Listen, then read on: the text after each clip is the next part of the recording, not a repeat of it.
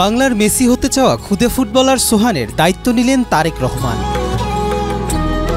Social মিডিয়ার মতলব উত্তরের বিস্ময় বালক সোহানের চোখ ধাঁধানো ফুটবল খেলার নানা দক্ষতা দেখে মুগ্ধ হন বিএনপির ভারপ্রাপ্ত চেয়ারম্যান তারেক রহমান।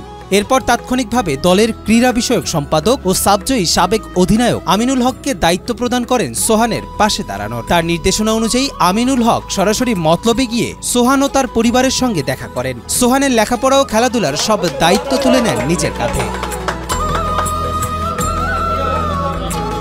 তোমার জন্য অনেকগুলি বল আনা হয়েছে, চারটা বল ধরো।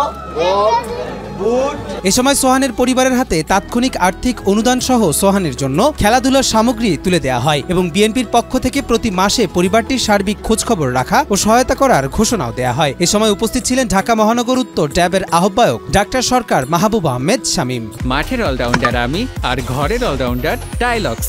টাইলক্স টয়লেট ক্লিনার, ক্লিন মানেই টাইলক্স। আজকে আমি সোহানের জন্য ওর খেলার বুট, ওর জার্সি, ট্রাউজার, ওর সিঙ্গার, ফুটবল সহ কিছু উপহার সামগ্রী সোহানের জন্য নিয়ে এসেছি এবং পাশাপাশি ওর পরিবারের পাশে আমার হাতে কিছু আর্থিক কিছু সহযোগিতা আমি সোহানের বাবাকে করে যাচ্ছি এবং প্রতি মাসে আমাদের মাননীয় ভারপ্রাপ্ত চেয়ারম্যান ওর জন্য প্রতি মাসের 5 তারিখের ভিতরে একটি সম্মানজনক অ্যামাউন্ট তিনি পাঠাবেন, যেটি ওর পড়াশোনা, ওর খেলাধুলা, পাশাপাশি ওর পরিবারও যাতে আর্থিকভাবে সেই সচ্ছলতা ফিরে পায় সে বিষয়ে আমরা ইতিমধ্যে সিদ্ধান্ত নিয়ে এসেছি এবং ইনশাল্লাহ আমরা আগামী মাস থেকে সোহানের পাশে আল্লাহপাক যতদিন আমাদেরকে বাঁচিয়ে রেখেছে ইনশাআল্লাহ বাংলাদেশ জাতীয়তাবাদী দল বিএনপি সবসময় এই সোহান এবং সোহানের পরিবারের পাশে সবসময় থাকবে।